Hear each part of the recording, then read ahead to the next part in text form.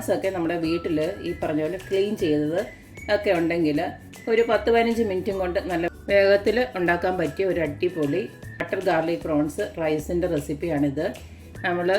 സാധാരണ നമ്മൾ ഈ പറഞ്ഞ പോലെ ബിരിയാണിയൊക്കെ ഉണ്ടാക്കണമെങ്കിൽ എത്ര നേരം വേണം? ഇതാകുമ്പോൾ ഉള്ളി പൊളിക്കുകയും വേണ്ട, അരിയേം വേണ്ട, ഒന്നും വേണ്ട. വേഗത്തിൽ ഈ ഒരു റൈസ് റെഡിയാവും. മാത്രമല്ല നല്ല ടേസ്റ്റുമാണ്, എല്ലാവർക്കും ഒരുപോലെ ഇഷ്ടമാവും. അപ്പോൾ നമുക്ക് ഈ ഒരു അടിപൊളി റൈസ് റെസിപ്പി എങ്ങനെയാണ് ഉണ്ടാക്കുന്നതെന്ന് നോക്കിയിട്ട് വരാം.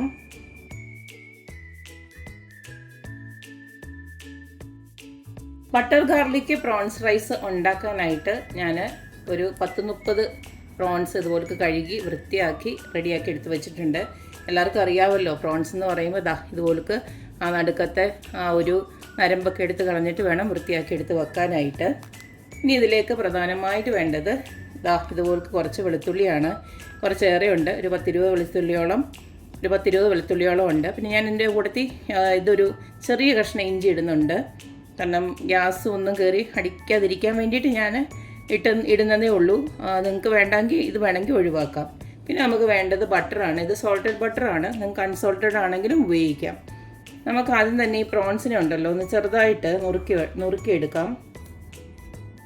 കണ്ടില്ലേ, ഇതിന് ഇത്രയും വലുതാണ്. അപ്പോൾ നമുക്കിതിനെ ഒരു 2-3 ഒക്കെ ആയിട്ട് ഇതുപോലൊന്ന് നുറുക്കിയിടാം.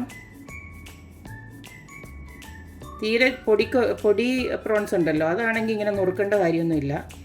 ഇത് നമുക്ക് വേഗത്തിൽ ഇങ്ങനെ ആക്കിയിടുമ്പോൾ വേഗത്തിലങ്ങ് വെന്ത് കിട്ടാം. അല്ലെങ്കിൽ പ്രോൺസിന് അധികം വേവൊന്നുമില്ല. അപ്പോൾ ഞാനിതൊന്ന് നുറുക്കിയെടുത്തിട്ട് വരാം.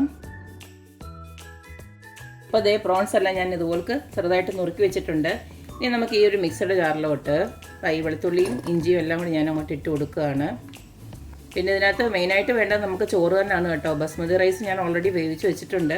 അത് എപ്പോഴും നമ്മൾ ഫ്രൈഡ് റൈസ് ആണെങ്കിലും ഇങ്ങനത്തെ റൈസ് ഉണ്ടാക്കുകയാണെങ്കിലും റൈസൊക്കെ കുറച്ച് നേരത്തെ തന്നെ ഒന്ന് റെഡിയാക്കി ഒന്ന് തണുപ്പിച്ച് വെക്കണം. അതായിരിക്കും ടേസ്റ്റ്. ഒരു 90% വെന്താൽ മതി. ഇനി ഇതിലേക്ക് നമുക്ക് എരിവിന് ആവശ്യമായിട്ടുള്ള മുളക് പൊടിയൂടെ ഇട്ടിട്ടാണ് ഇതൊന്ന് അരച്ചിങ്ങെടുക്കുന്നത്. ഞാനിപ്പോൾ ഒരു 3 സ്പൂണ് മുളക് പൊടി, ഇത് കാശ്മീരി ചില്ലിയാണ്. ഇത് ഫൈനായിട്ടൊന്ന് അരച്ചെടുത്തിട്ട് വരാം. ഇതിനകത്തേക്ക് ഒരു പൊടിക്ക് വെള്ളമോട് ഒഴിച്ചിട്ട് നല്ല ഫൈനായിട്ടൊന്ന് അരച്ചെടുക്കാം. അപ്പോൾ ഇതുപോൽക്ക് ഞാൻ അരച്ചെടുത്തിട്ടുണ്ട്. ഇതിനെ ഇവിടെ ഇരിക്കട്ടെ. ഇനി നമുക്കിത് ഉണ്ടാക്കാൻ തുടങ്ങാം.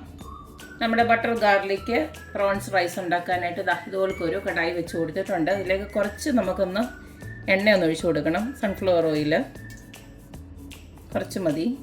ഞാൻ എടുത്ത് വെച്ചിരുന്ന ബട്ടറിൻ്റെ ഒരു പകുതി പോർഷൻ ഇതിലേക്ക് ഇട്ട് കൊടുക്കുകയാണ്.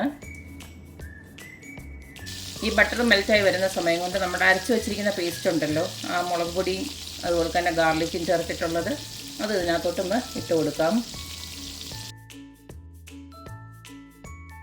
ഞാൻ ഫ്ലെയിം ലോയിലാണ് വെച്ചിരിക്കുന്നത്. കരിഞ്ഞു പോകരുത് നമുക്ക് ഈ ഒരു മസാല ഇട്ട് കൊടുക്കുന്നത്.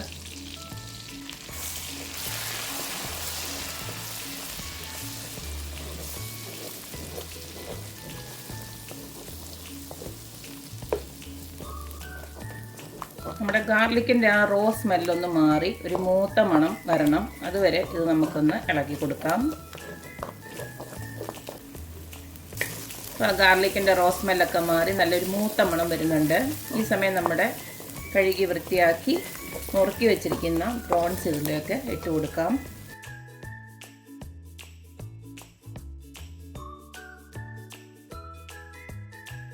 നമുക്കിതിലേക്ക് കുറച്ച് ഉപ്പിട്ട് കൊടുക്കാം. നമ്മുടെ ബട്ടറിന് ഓൾറെഡി ഉപ്പുണ്ട്, അതുകൊണ്ട് ഞാൻ കുറച്ച് ഉപ്പിട്ട് കൊടുക്കുന്നുള്ളൂ. ഞാൻ ചോറിനും ഉപ്പിട്ടിട്ടില്ല, അതുകൊണ്ട് കുറച്ച് ഉപ്പിട്ട് പിന്നെ നമുക്ക് വേണമെന്ന് വെച്ച് കഴിഞ്ഞാൽ പിന്നെ ഇട്ട് കൊടുക്കാം.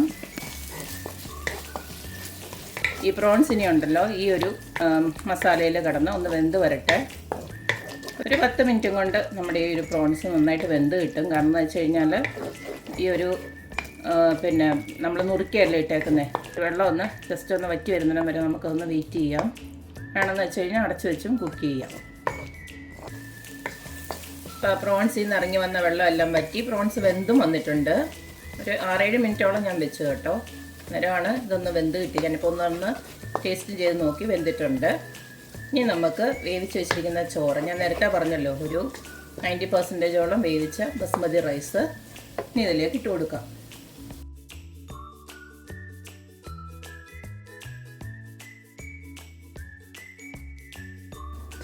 2-3 തവിയുടെ ചോറുകൂടെ ഒന്ന് ഇട്ട് കൊടുക്കാം. ഞാൻ ആദ്യം ഒന്ന് ഇട്ട് നോക്കി ഒന്ന് ഇളക്കി നോക്കിയതാണ് ഇത്രയും. അപ്പോൾ ഒരു 2-3 തവി ചോറുകൂടെ ഇതിനകത്ത് ഓക്കെ ആകും. അല്ലെങ്കിൽ ഒരുപാടങ്ങ് എരിയൊക്കെ ആയി പോവും.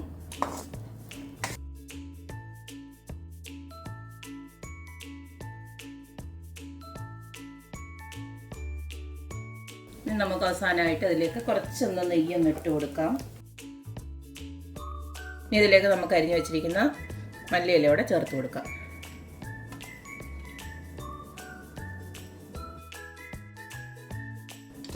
ആവശ്യത്തിന് ഉപ്പൊക്കെ ഉണ്ടോയെന്നൊന്ന് നോക്കിയിട്ട് നമുക്ക് ഇത് ജസ്റ്റ് ഒന്ന് ചൂടായി കഴിയുമ്പോൾ, ഈ ചോറെല്ലാം ഒന്ന് ചൂടായി കഴിയുമ്പോൾ നമുക്ക് സ്റ്റൗ ഓഫ് ചെയ്യാം.